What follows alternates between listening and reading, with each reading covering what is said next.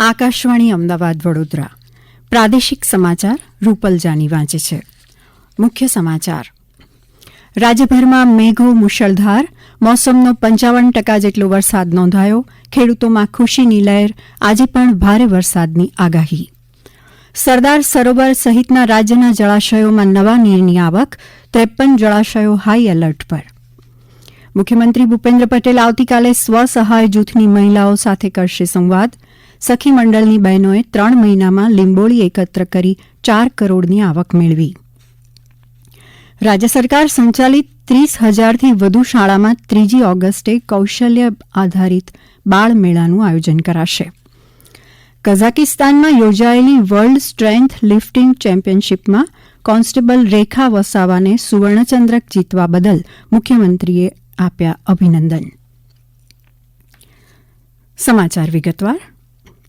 રાજ્યના હવામાન વિભાગે આજે દક્ષિણ તેમજ મધ્ય ગુજરાત અને સૌરાષ્ટ્રના સુરેન્દ્રનગર, જામનગર, જૂનાગઢ સહિતના સ્થળોએ ભારેથી અતિભારે વરસાદની આગાહી કરી છે.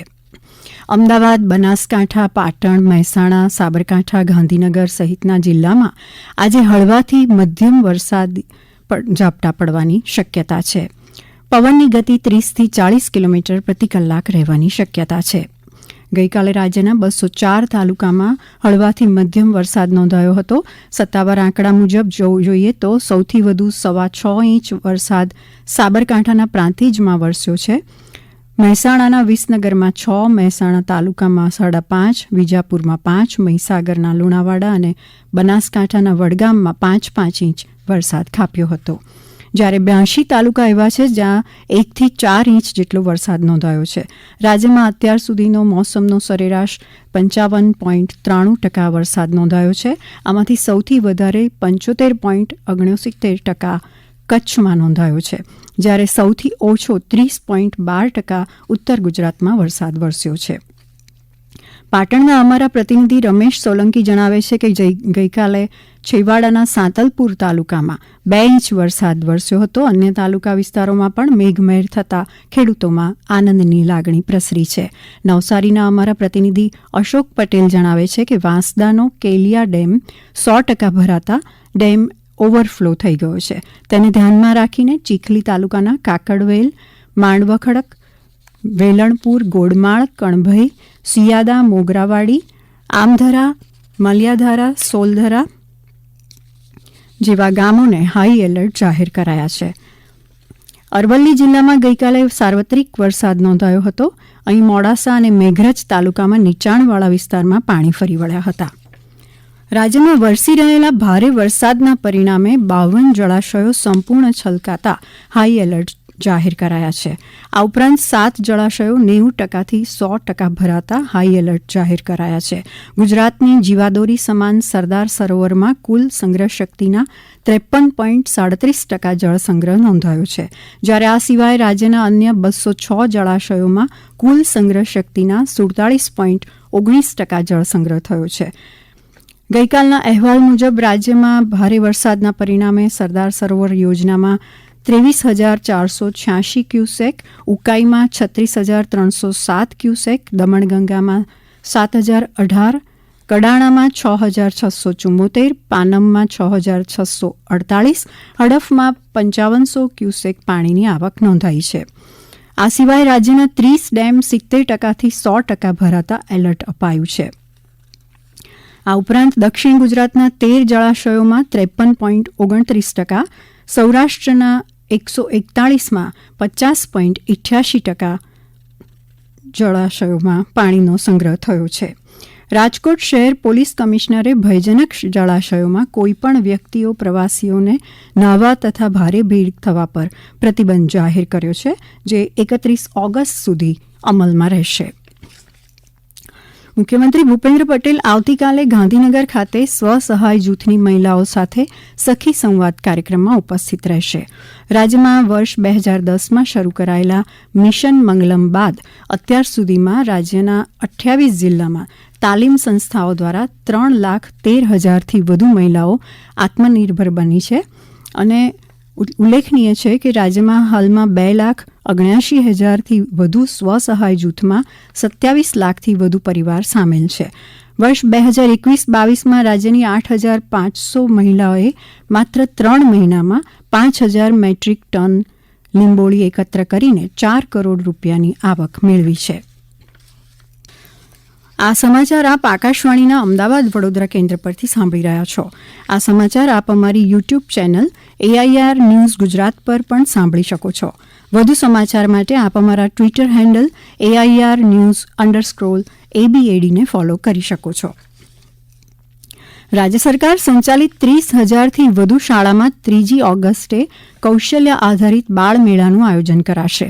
રાષ્ટ્રીય શિક્ષણ નીતિ 2020ને અનુલક્ષીને GCERT દ્વારા વિદ્યાર્થીઓમાં વિવિધ જીવન કૌશલ્યનો વિકાસ થાય તે માટે દર વર્ષે ધોરણ 1થી 5ના વિદ્યાર્થીઓ માટે બાળમેળા, જ્યારે ધોરણ 6થી 8ના વિદ્યાર્થીઓ માટે જીવન કૌશલ્ય આધારિત બાળમેળાનું આયોજન કરવામાં આવે છે. જન્માષ્ટમીના તહેવારને ધ્યાનમાં રાખીને પશ્ચિમ રેલવે દ્વારા અમદાવાદ અને ઓખા વચ્ચે વિશેષ ટ્રેન દોડાવવામાં આવશે. આ ટ્રેન ચાંદલોડિયા, વિરમગામ, સુરેન્દ્રનગર, થાન, વાંકાનેર, રાજકોટ, હાપા, જામનગર, ખંભાળિયા અને દ્વારકા સ્ટેશનો પર રોકાશે. આ ટ્રેનનું બુકિંગ આવતીકાલથી IRCTCની વેબસાઇટ પર શરૂ થશે.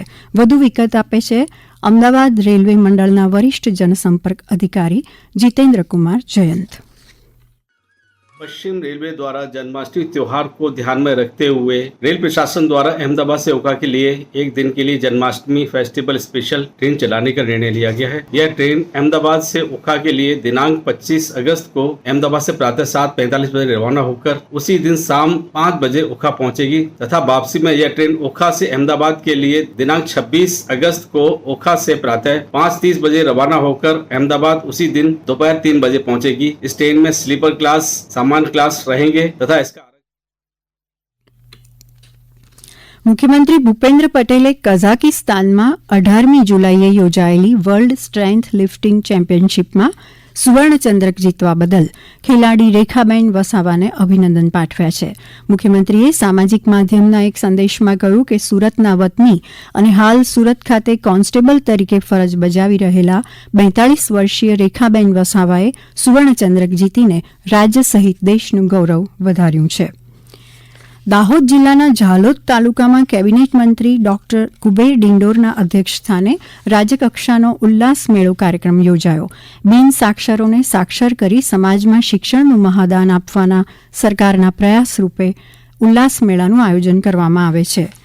દર વર્ષે 28 જુલાઈને વિશ્વ હેપેટાઇટિસ ડે તરીકે ઉજવવામાં આવે છે, ત્યારે પાટણ જિલ્લામાં વિશ્વ હેપેટાઇટિસ દિવસ નિમિત્તે national viral hepatitis control programme અંતર્ગત વિવિધ કાર્યક્રમોનું આયોજન કરવામાં આવ્યું, જેમાં ઝેરી કમળાના રોગ વિશે, તેના લક્ષણો, તેનું નિદાન, સારવાર તેમજ તે અંગે લોક જાગૃતિ ઊભી કરવા અને તેને અટકાવવાના ઉપાયના ભાગરૂપે કાર્યક્રમો યોજાયા. ગુજરાત ટેકનોલોજીકલ યુનિવર્સિટી દ્વારા વિદ્યાર્થીઓના સર્વાંગી વિકાસ અર્થે લોકનૃત્ય તાલીમ શિબિરનું આયોજન કરાયું.